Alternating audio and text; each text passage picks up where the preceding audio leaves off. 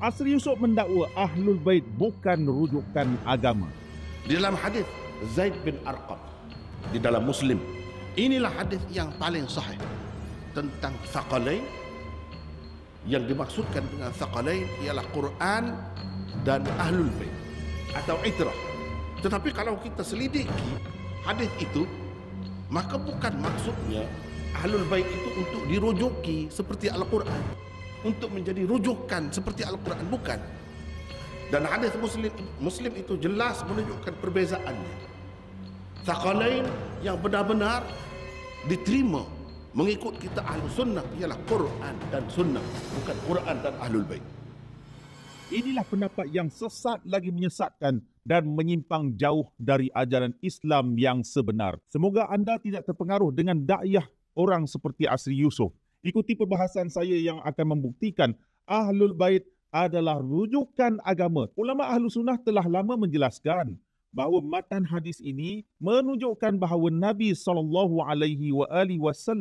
tidak hanya memerintahkan kita berpegang dengan Al-Quran semata-mata, malah baginda memerintahkan kita berpegang dengan Ahlul Bait. Kita teruskan kepada dalil berkenaan hadis dari kitab Sahih Muslim yang disebut oleh Asri Yusof, dinukilkan oleh Ibnu Kathir dalam kitab tafsirnya. Waqad thabata fi sahih anna Rasulullah sallallahu alaihi wasallam qala fi khutbatihi bi Ghadir Khum. Telah dibuktikan dalam kitab sahih, iaitu kitab Sahih Muslim, bahawa Rasulullah sallallahu alaihi wasallam bersabda dalam khutbahnya di Ghadir Khum, inni tarikun fikum tsaqalain kitaballahi wa itrati. Aku tinggalkan kepada kamu dua perkara yang berharga, kitab Allah dan itrahku, iaitu Al-Quran dan Ahlul Bait. Wa innahuma lam yaftariqa hatta yarida alayya al-haud. Kedua-duanya tidak akan terpisah antara satu sama lain sehingga kedua-duanya datang kepadaku di Al-Haud. Al-Haud iaitu suatu kolam di hari kiamat di mana manusia akan datang kepada Rasulullah untuk minum air haud. Sesiapa yang dapat minum airnya, nescaya ia tidak akan haus selama-lamanya. Dan hadis-hadis ada menunjukkan bahawa golongan manusia dijauhkan dari telaga haud ini. Saudara-saudara sekalian, lihat hadis ini dari segi dilalah atau indikasi. Matanya jelas menunjukkan Ahlul Bait adalah rujukan ilmu. Kerana Ahlul Bait digandingkan dengan Al-Quran, kitab Allah, iaitu rujukan ilmu untuk membimbing manusia dari kesesatan. Ahlul Bait juga demikian. Al-Quran untuk dipegang, maka Ahlul Bait juga demikian. Mari kita semak dengan hati yang terbuka bagaimanakah para ulama Ahlus Sunnah memahami hadis ini. Dalam jilid kedua kitab yang berjudul Syarhul Maqasid karya Sa'duddin Al-Taftazani, beliau menulis hadis Thaqalain dari kitab Sahih Muslim. Nabi meninggalkan dua perkara yang berharga, kitab Allah Al-Quran dan Ahlul Bait baginda.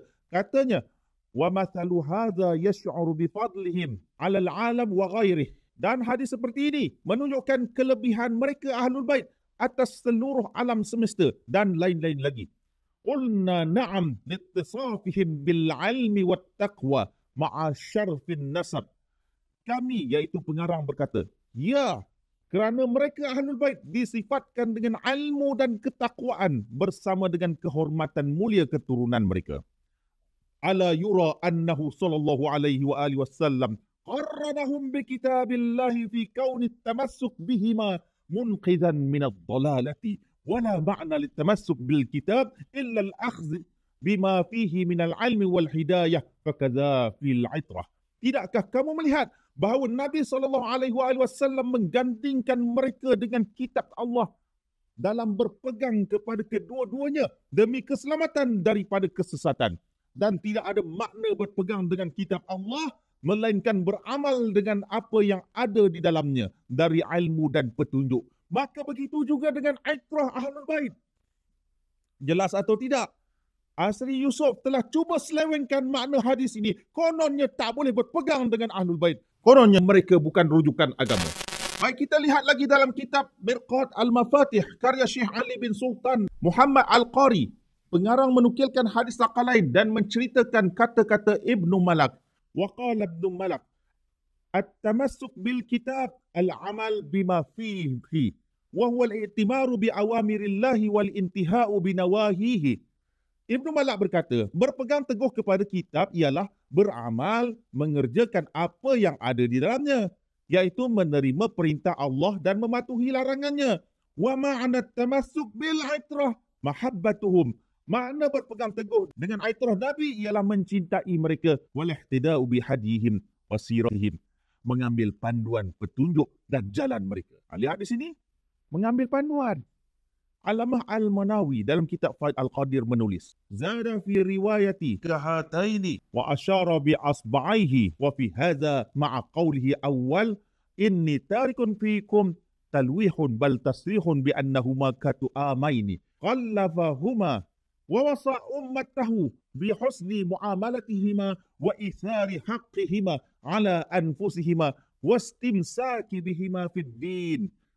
Baginda menambah dalam riwayat seperti kedua-dua ini dan menunjukkan dengan dua jarinya dalam dua perkara ini bersamaan dalam sabdanya. Pertama, aku tinggalkan di antara kamu talwih bal tasrih, iaitu kedua-duanya Al-Quran dan Ahlul Bait adalah bersamaan. Katu amaini bagaikan kembar selepas kewafatan baginda. Dan Nabi telah mewasiatkan umatnya untuk berbuat baik kepada mereka, mengutamakan hak mereka daripada diri mereka dan berpegang teguh dengan mereka dalam agama. Apakah tidak jelas lagi? Beberapa orang ulama Ahlus Sunnah ini memahami Ahlul Bait sebagai rujukan ilmu. Nampak terang bagaikan matahari di waktu siang tanpa dilindungi awan, bahawa pandangan Asri Yusuf menyimpang jauh daripada ajaran Islam yang sebenar. Tidak hanya rujukan agama, bahkan Ahlul Bait adalah rujukan tak kala ada perselisihan. Itulah yang diajar oleh Nabi Muhammad SAW. Al-Hakim Al-Nishaburi dalam kitab Al-Mustadrak ala Sahihain menulis hadis, Anas bin Malik berkata, Nabi SAW bersabda kepada Ali bin Abi Talib alaihissalam, Anta tubayyin li ummati makhtalafu fihi min ba'di. Kamu akan menjelaskan kepada umatku apa yang mereka perselisihkan setelahku. Hadha hadithun sahihun ala syarti syaikhain walam yukharrijahu. Hadis ini sahih menurut syarat dua syekh, iaitu Imam Bukhari dan Imam Muslim. Namun kedua-dua mereka tidak meriwayatkan hadis ini. Justru itu kesimpulannya, pandangan Asri Yusuf ini tidak tepat menurut ajaran Islam yang sebenar.